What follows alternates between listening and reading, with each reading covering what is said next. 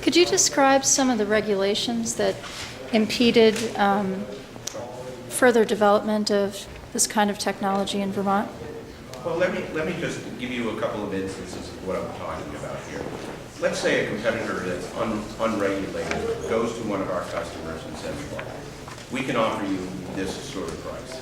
And as Senator Illuzzi said, and that competitor, that customer calls me and says, can you match that price? I say, yes, I can match that price, but can you give me a little bit of time because I got to seek approval for that. In today's world, that doesn't work with a customer, and we really need, we need the ability to be competitive in our pricing structure. So that is one. The second issue that I think is important to note here is that Fairpoint is under a penalty structure that no other telephone company in the United States is under. We are subject to, in terms of per capita, per access line, per customer, we are the highest penalized telephone company in the country. Now, I can understand the origins of that. At one time, Verizon owned the landlines here in Vermont, and Verizon is a much bigger, larger company than we are. As we took this over, obviously we're smaller than Verizon. Those sort of things, 10% of our revenues in Vermont, are subject to fines. Let me give you an example. We do not answer a phone within 20 seconds at one of our call centers for multiple times. We could be subject to $10.5 million in fines. And the fact is that there was a tragic mine accident in West Virginia probably about a year ago. And I read in the paper that they were, and 29 miners died, and I read in the paper that they were subject to $1.2 million in fines. Now there's something wrong, disproportionate here, that should be higher, but not answering a phone within 20 seconds should be lower. I mean, there's proportionality here. We're not saying lift the service quality standards that we have. We're not saying don't fine us if we miss some of these service quality standards.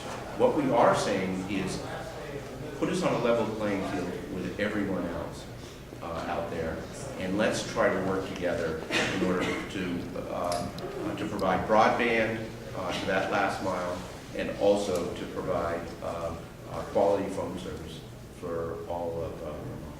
But Mr. Smith, I guess I wanted to know a little bit more about the towers that are mentioned in the legislation. Are there tower sizes that are a problem, or could you talk more specifically about some of the impediments to your industry? Sure, I can. Besides the fines? I'll let the committee speak to, because I think that's just an extension of the existing law, but I think there was a sunset in it. There was a previous Secretary of Administration that put a sunset into that. I don't know what.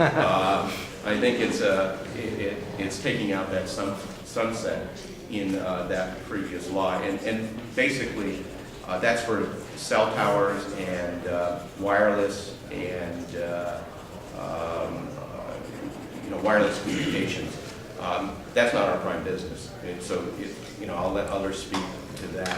We do have a section in the law that gives the ability of communities to exempt local zoning laws in the placement of what are called cabinets. And those are those small boxes that you see that we have along, you may see them on the street or along the side of the road.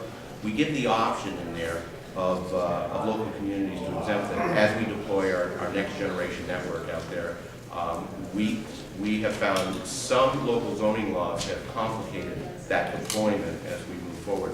We don't say you have to exempt it, but it does provide communities an option to exempt those cabinets, those small cabinets. They're about I think the largest one is 6 feet tall, perhaps 10 feet long. So those are some of the provisions in that.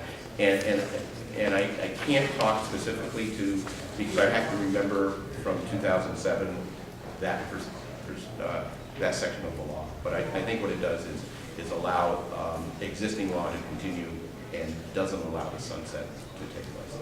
I'm wondering about the sort of the approach of saying, okay, Fairpoint doesn't need to have as strict penalties, because it wasn't so long ago that your customer service record was pretty abysmal and people were complaining about it, the board, the regulators kind of turned up the heat. You know, I know people in Worcester still can't make a phone call without a wicked 60-cycle hum. There's problems still in the network, and should regulation really be eased on your company? John, just so we're clear on that, I'm not saying get rid of service quality. I'm not saying that. I'm just saying bring them in proportionally. I don't think there's any company in Vermont, and I talked about the United States, I think you could add up all the automatic penalties in the state of Vermont of all utilities, electrics included, and not come to the same figure that you're talking about with Fairpoint. So the issue is not getting rid of them, the issue is proportionality in terms of what it is. In terms of service quality, you're absolutely right. We had a challenging time in 2009 when we changed computer systems. And you know, if you think about it, we did one of the biggest changes in telecommunication computer switches or systems ever attempted in the telephone companies, you know, history throughout the United States. This was a large switch from the old legacy Verizon New England telephone system to a new system. It did not go well. Now you could pick up your phone and get phone service, you can get on the internet, but all the backup stuff had its challenges. That was 2009, and it spilled over to some of 2010, but from 2010, the year of 2010, as well, I'm sitting here today looking at our service quality metrics. There are many metrics that we haven't hit in a decade that we're far surpassing. So, you know, that's a hill that we have climbed over. It is something that I think is something that, you know, where there are a couple metrics we still have to work on. I'd love to hear about the 60-second hum. I didn't know about that. Let me know, and we'll see what we can do. There's this thing, Front Porch Forum, which is a internet community bulletin board, and it's alive with complaints about the phone service in Worcester and Middlesex. Well, let's find out what's going on. Let me, you know, the triggering mechanism in this bill. I mean, the focus of the bill is not ensuring quality of service, but the triggering mechanism is that a utility has to have sustained greater than 15% line loss over a year. And in order for Fairpoint to make its system more robust and to enhance service, it needs to generate revenue. And as the regulatory mechanism and structure is now set up, it's not able to respond to customer demands for pricing and service. That's the essence of the bill. Fairpoint, we want you to stay here. We want you to continue to provide good quality, good paying jobs to Vermonters. But in order for the company to do that, it needs to retain its customer base. In order to retain its customer base, it has to be more nimble, so that when you go to a business and you say to that business, yes, we can match the price offered by the cable company or the wireless provider, and we can make that decision right now, and instead of we'll get back to you in 6 months. It's not working, and I see the handwriting on the wall that if we don't act in a fashion similar to what's contained in this legislation, Fairpoint will continue to lose landlines, lose business, and then we have not only the company in jeopardy, but we also have these good-paying middle-class jobs that everyone in America says we should preserve and try to protect. And that's my focus and main interest in this legislation. Mike, have you already addressed how many fines Fairpoint paid last year and what the change would be under the new bill? The bill would be, the way that it does is we have automatic fines subject up to $10.5 million. I'll give you the history on the fines, Kristen. I don't have them off the top of my head. Obviously, we had significant fines in 2009 and 2010. They'll be a lot lower this year as our service quality has done. What this would do would be, you would be a percentage, Beth, I believe it's a percentage of revenue, but there's a percentage that every other telephone company in Vermont falls under, except us. So it would, you know, the Public Service Board would open up a docket, you know, we would go through the process, and we're subject up to, and I believe it's in your handout here, the percent that it is. So I will get that for you.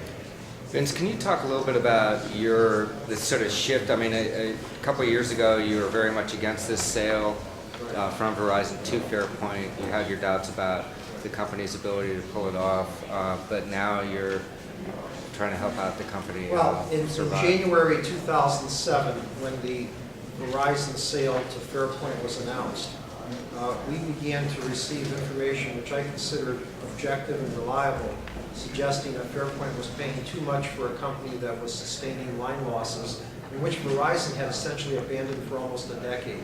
Verizon had made no system improvements in Vermont to speak of.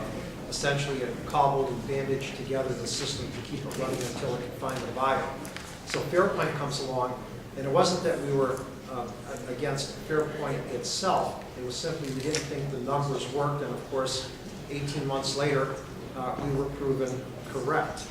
Now, Fairpoint is one of our largest employers in Vermont and is a phone provider for many corners of the state. And so I think it's important for us now that Fairpoint is here to work with it and to ensure that it has fair regulation, fair oversight by the state, and really has the ability to compete and do business in this state. And that's what the genesis of this legislation is all about. So unless there's any other questions, we're going to return to the committee now and talk about the Velco Smart Grid project. There's some paperwork here if anybody wants it. There's a letter from Fairpoint to draft legislation. And thank you all very much for coming.